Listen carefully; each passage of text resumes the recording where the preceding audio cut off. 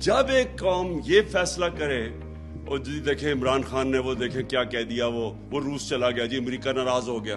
अच्छा जी, उसने नरेंद्र मोदी को कह दिया कि वो हिटलर से इंस्पायर्ड है, देखें इंडिया को नाराज कर दिया।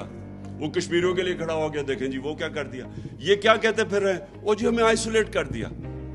इनका मतलब ये है कि आइसोलेट ना कैसे होता है, उनके जूते पॉलिश करने शुरू कर दो, उनके पैरों में गिर जाओ। इनका मतलब ये है कि लोग इसको अच्छी फॉरेन पॉलिसी कहते हैं। ये फॉरेन पॉलिसी तो आप 50 साल से कर रहे हैं, तो अब तक तो पाकिस्तान को सुपर पावर बन जाना चाहिए था लोगों की जूते पॉलिश करके।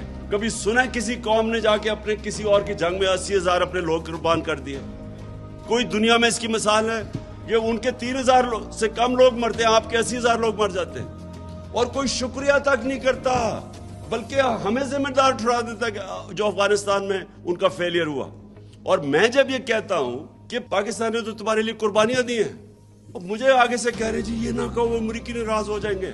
मैं सिर्फ आपको ये चीजें इसलिए बता रहा हूं कि अगर इस तरह की हम अपने आप को जलील करके समझते हैं कि पाकिस्तान कोई पैर पे खड़ा हो जाएगा, गलत फहमी में ना रहे। हमने एमल कांसी को पकड़ा दिया, उसके वकील ने जाके वहां अदालत में कहा जी पाकिस्तानी अपनी वालदा भी बेच दे पैसे के पीछे, डॉलरों के पीछे। तो हमारी वजह से हमने जिल्लत कमाई, हमने अपने आप को जलील किया। उसको दूसरे को, एक रमजी यूसुफ, उसको पकड़ा दिया। रेमंड डेविस ने दिन दिहाड़े आके 2 पाकिस्तानियों को कत्ल कर दिया, वो चुप करके उसको वापस भेज दिया। फिर 400 ड्रोन अटैक कर दिए।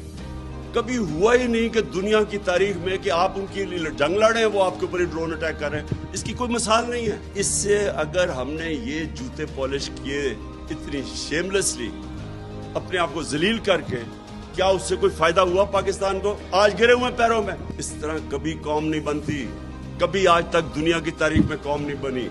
मैं बार बार मदीना की रियासत की इसलिए मिसाल देता हूं, वो पहले दिन मदीना की रियासत ही बन गई थी।